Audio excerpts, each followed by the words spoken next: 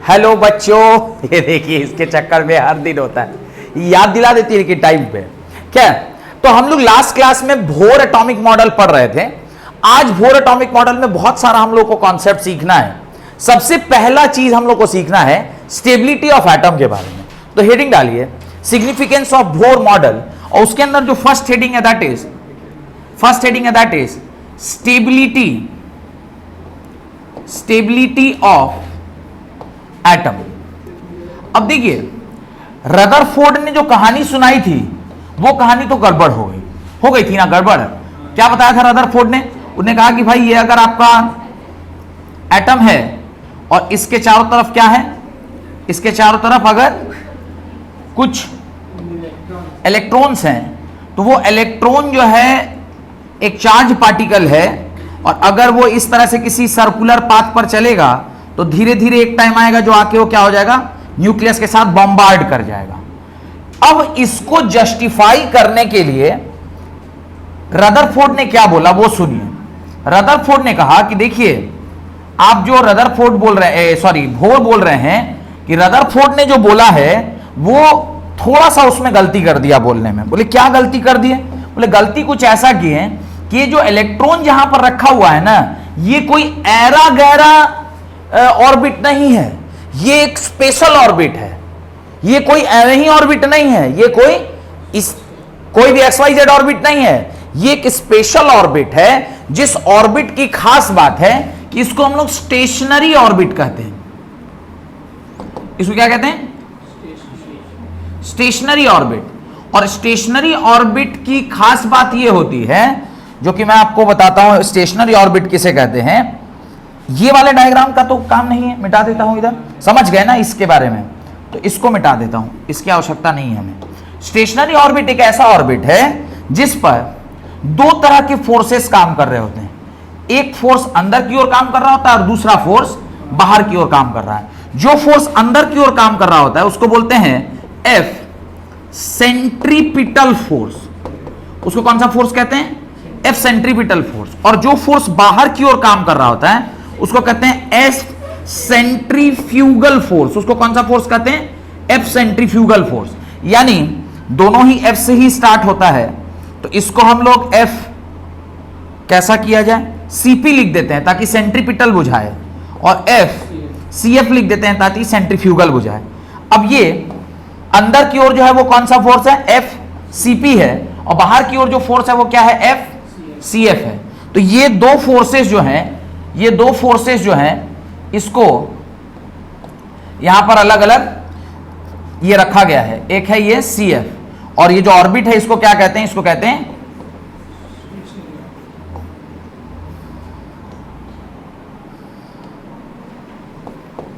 Stationery orbit कहते हैं।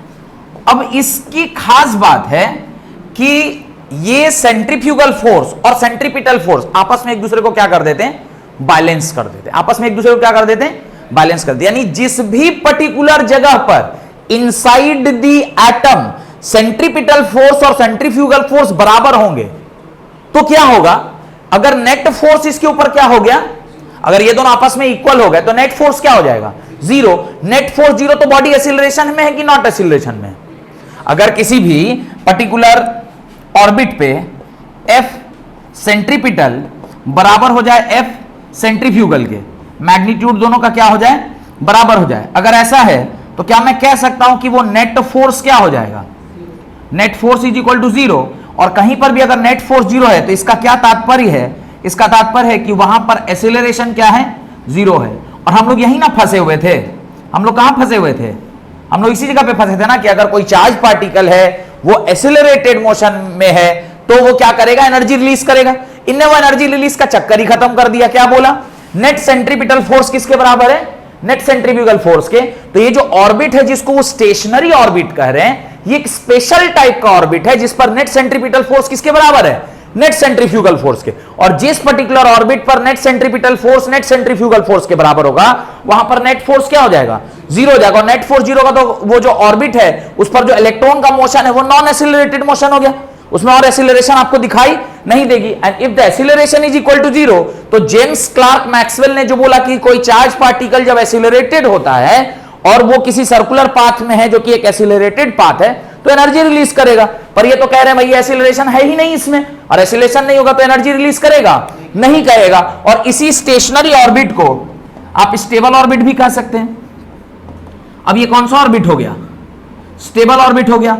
और जो इलेक्ट्रॉन इस स्टेबल ऑर्बिट में रहेगा उससे एनर्जी रिलीज नहीं होगी, और एनर्जी अगर रिलीज नहीं होगी तो जो अनस्टेबिलिटी एटम का रदरफोर्ड के मॉडल में दिखा, यहां पर वो और हमें दिखाई नहीं दे रहा है। अब इलेक्ट्रॉन आसानी से उसके चारों तरफ चक्कर काट सकता है। तो ये पहला कॉन्सेप्ट था, that is stability of atom.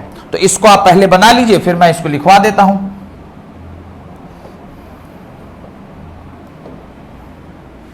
Stability of atom, इसको आप अपनी कॉपी में बना लीजिए। डन। तो स्टेटमेंट के फॉर्म में लिख लेंगे।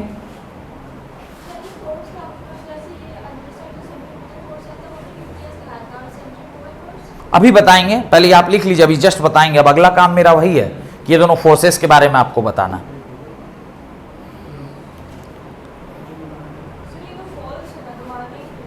क्या? फॉल्स फोर्स है, वो स्यूडो फोर्स है।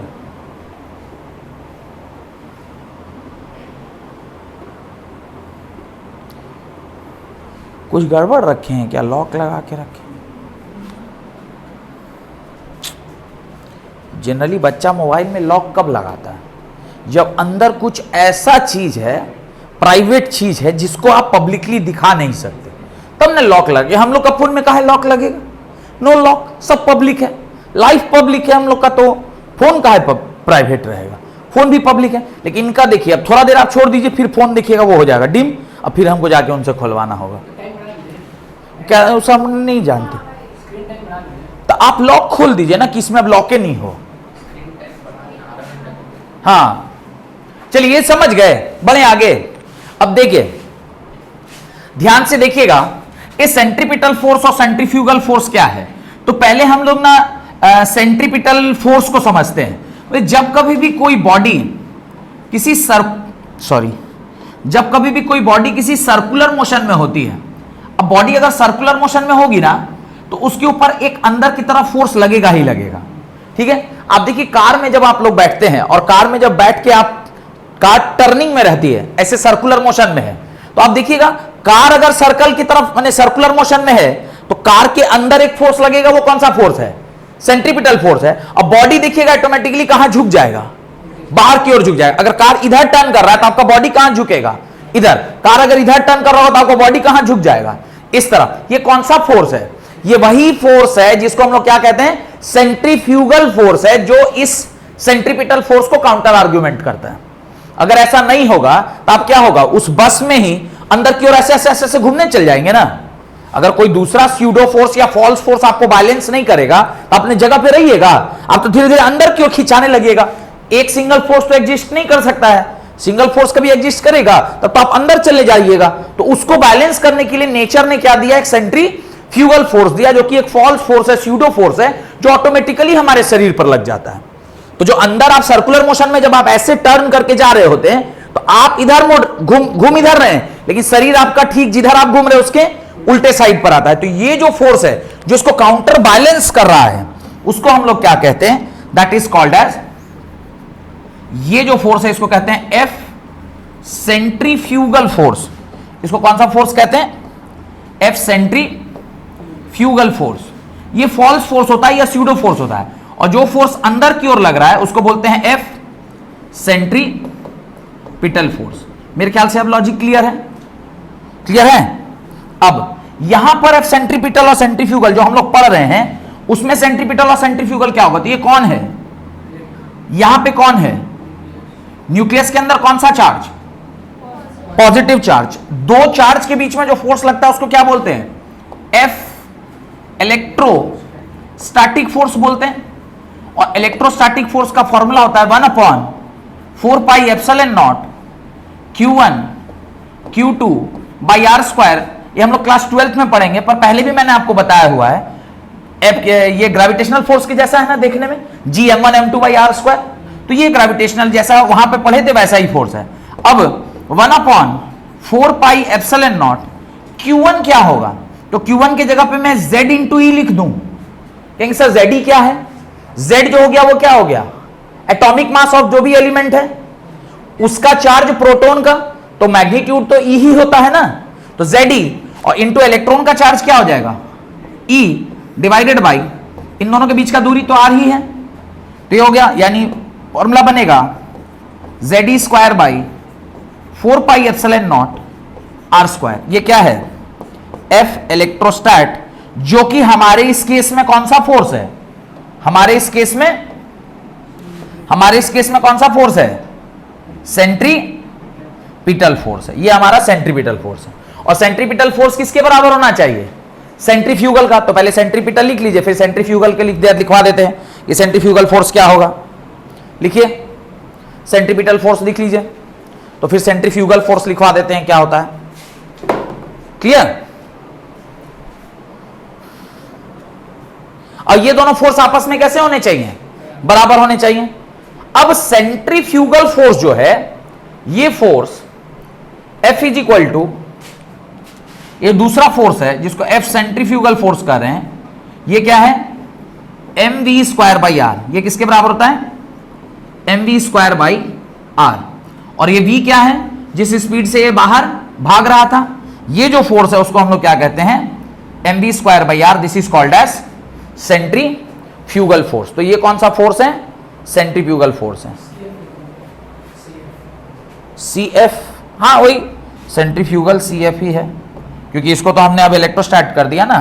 तो ये दोनों फोर्सेस हैं। और अगर हम चाहते हैं कि बोर का स्टेशनरी ऑर्बिट में इलेक्ट्रॉन रोटेट करता रहे बिना किसी एक्सेलरेशन के, तो ये दोनों फोर्स आपस में क्या होना चाहिए, बराबर होना चाहिए। यहां तक लिख लिए, बढ़े आगे, सेंट्रीफ्यूगल और सेंट्रीपिटल लिखे, जल्दी जल्दी लिखिए। तो स्टेशनरी ऑर्बिट में या स्टेबल ऑर्बिट में ये दोनों फोर्सेस जो हैं वो क्या होने चाहिए, बराबर होने चाहिए। और ये अगर बराबर नहीं हुआ तो फिर ये इलेक्ट्रॉन जो है वो एक्सीलरेटेड हो जाएगा, और एक्सीलरेटेड होगा तो फिर मैक्सवेल की थ्योरी यहां काम करने लग जाएगी। तो यही बोर ने बताया कि जो ऑर्बिट है ये कोई साधारण ऑर्बिट नहीं है, ये एक ऐसा ऑर्बिट है जिसको हम लोग स्टेबल ऑर्बिट कहते हैं। और ये स्टेबल ऑर्बिट के अंदर जो नेट फोर्स है वो क्या है, जीरो है। नेट फोर्स जीरो है, मतलब एक्सेलरेशन भी क्या है इसका, जीरो के बराबर है। और अगर इसका एक्सेलरेशन जीरो है, मतलब मैक्सवेल की थ्योरी के हिसाब से ये अब एनर्जी रेडिएट नहीं करेगी, और हमारा स्टेबल जो इलेक्ट्रॉन जाकर कहां स्ट्राइक कर रहा था, न्यूक्लियस को स्ट्राइक कर रहा था, अब वो स्ट्राइक नहीं करेगा। पर ऐसा कब होगा, ऐसा तब होगा जब F सेंट्रीपिटल किसके बराबर हो जाएगा, F सेंट्रीफ्यूगल के बराबर हो जाएगा। और इन दोनों को बराबर जो हम लोग करेंगे, तो वो सिर्फ क्या बराबर करेंगे, मैग्नीट्यूड, क्योंकि डायरेक्शन तो दोनों अपोजिट है, तो मैग्नीट्यूड बराबर करेंगे। मैग्नीट्यूड बराबर करेंगे तो सेंट्रीपिटल क्या था, Z E square by 4 pi epsilon naught R square must be equal to mv square by R। इसको आप इक्वेशन नंबर क्या मान लीजिए, 1 मान लीजिए। ये इक्वेशन नंबर 1 है, जहां पर अलग अलग जो चीजें हैं उसका वैल्यू लिख लीजिए। Where Z is atomic number, लिख लीजिए, Z is atomic number, Z is atomic number,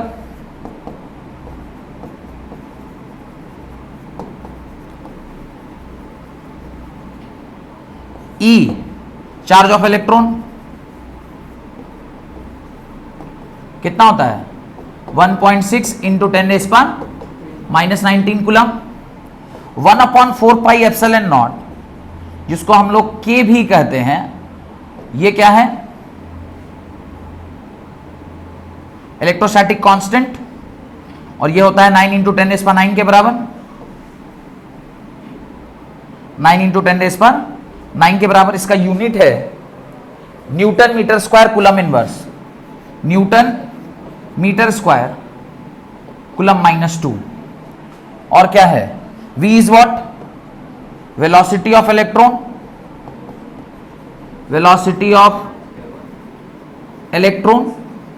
and r is what? Distance between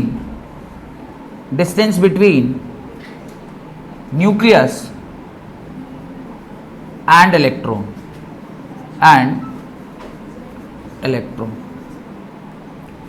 तो ये हमारा पहला जो डन। क्या हो गया भाई? Atomic number, Z is atomic number not मास। तो ये पहला इक्वेशन है जो आपको, ये पहला इक्वेशन जो है ये आपको क्या रखना चाहिए? डब्बे में बंद कर लेना चाहिए। दी फर्स्ट इक्वेशन, क्योंकि इसी के आधार पर अभी हम लोग डेरिवेशन स्टार्ट करेंगे। तो ये पहला इक्वेशन है। बढ़े आगे, जल्दी जल्दी लिखिए। कहां? के नहीं रे बाबू, के इज इक्वल टू है यहां पर, K is equal to 9 × 10⁹ newton metre square coulomb inverse, coulomb square inverse. बढ़े,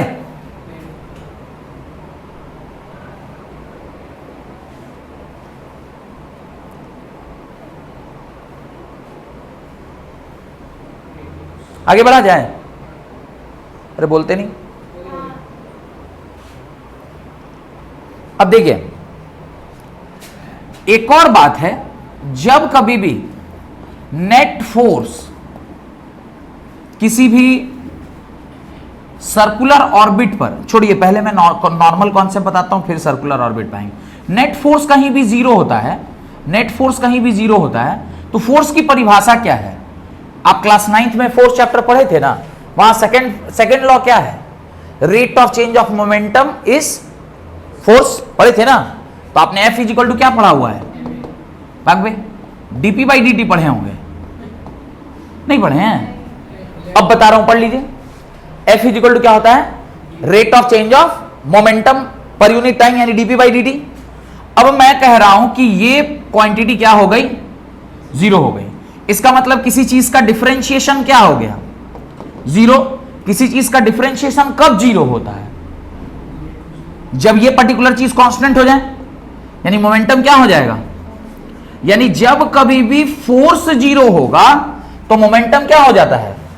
कांस्टेंट। मोमेंटम क्या हो जाता है? कांस्टेंट। और मोमेंटम कांस्टेंट का मतलब है आप मोमेंटम को क्या कर सकते हैं? Conserve. Momentum can be conserve. तो अभी इतना बस समझिए कि कहीं पर अगर नेट फोर्स जीरो है तो उसका मोमेंटम, ये फोर्स का फॉर्मूला होता है, force is equal to dp/dt, change in momentum by change in time period. तो F is equal to dp/dt। और किसी भी चीज का अगर डेरिवेटिव जीरो है, ये तो पता है, किसी चीज का डिफरेंशिएशन जीरो तभी होता है जब वो पर्टिकुलर क्वांटिटी क्या हो जाएगी? कांस्टेंट हो जाएगी। ये वाला जो कॉन्सेप्ट है ये तो आपने लीनियर मोशन में समझ लिया। अब इसी को अगर मैं एंगुलर मोशन में समझूंगा तो मैं क्या लिखूंगा? अगर मेरा नेट फोर्स जीरो है, यहां पर भी नेट फोर्स जीरो है। कहां पर? जो हमारा अभी सर्कुलर मोशन आपको दिखाया ना, इसमें भी तो नेट फोर्स जीरो है। नेट सेंट्रीपिटल किसके बराबर है? नेट सेंट्रीफ्यूगल के बराबर। तो ये भी फोर्स जीरो है। और यहां पे भी फोर्स जीरो होगा तो एंगुलर मोमेंटम कंजर्व होना चाहिए। एंगुलर मोमेंटम होता है dl/dt, ये टॉर्क के बराबर। ये क्वांटिटी अगर जीरो हो गई तो dl/dt क्या हो गया? जीरो। और l क्या हो जाएगा? कांस्टेंट हो जाएगा। जो एंगुलर मोमेंटम होता है वो होता है mvr के बराबर। किसके बराबर? mvr। तो mvr क्या हो जाएगा? कांस्टेंट के बराबर हो जाएगा। तो अभी ये सेकंड इक्वेशन आएगा जहां पर mvr किसके बराबर हो गया? कांस्टेंट के बराबर। ये लॉजिक क्लियर है? L is angular momentum, torque is angular force. यहां पे सब सर्कुलर है ना, ये सब लीनियर में होता है। तो अभी हम लोग पढ़ेंगे ये सब, हम लोग रोटेशन चैप्टर में सारा चीज पढ़ेंगे। पर अभी चूंकि इसकी आवश्यकता है तो जस्ट आपके नॉलेज के लिए बस इतना बता दिया कि ऐसा होता है। बस वही नॉलेज पॉइंट ऑफ व्यू से आप इसको लिख लीजिए। वैसे जब ये चैप्टर पूरी पढ़ाई होगी तो हम लोग ये पूरा पढ़ लेंगे। ठीक है? तो यहां से क्या निकल गया? mvr is equal to constant.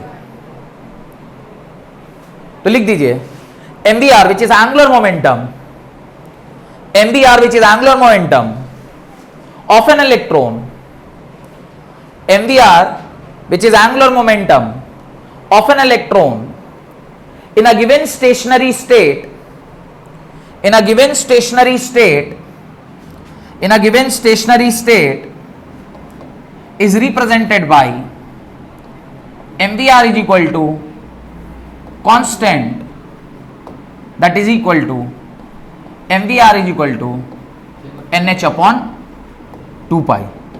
MVR is equal to NH upon 2 pi, और ये आपका आ गया इक्वेशन नंबर 2। तो कोई भी इक्वेशन को सॉल्व करने के लिए कितने इक्वेशन चाहिए? 2 इक्वेशन चाहिए। कौन कौन सा? अभी देखिए, एक इक्वेशन ये बना था आपका, equation number 1 ZE square by 4 pi epsilon naught R square equal to MP square by R, और दूसरा इक्वेशन कहां बन गया? एंगुलर मोमेंटम कंजर्व है, MVR is equal to NH upon 2 pi, where H क्या है? Planck constant, where H is what? H is Planck's constant. और यही चीज को देखकर आपको समझ में आ रहा होगा कि प्लैंक से कितना इसका थ्योरी प्रभावित है, और इसका वैल्यू कितना होता है? 6.626 इंटू 10⁻34 -34 प्लस 34। देखिए जरा, n is any integer, n is any integral value plus 34, any integral value. और ये क्या है? n क्या हो सकता है? n can be 1, 2, 3 dot dot dot dot dot dot infinity. बाकी चीजें आप जानते ही हैं। डन। चलिए, तो अब आपके पास कितना इक्वेशन है? 2 इक्वेशन। अब आपके पास कितना इक्वेशन है? 2 इक्वेशन है।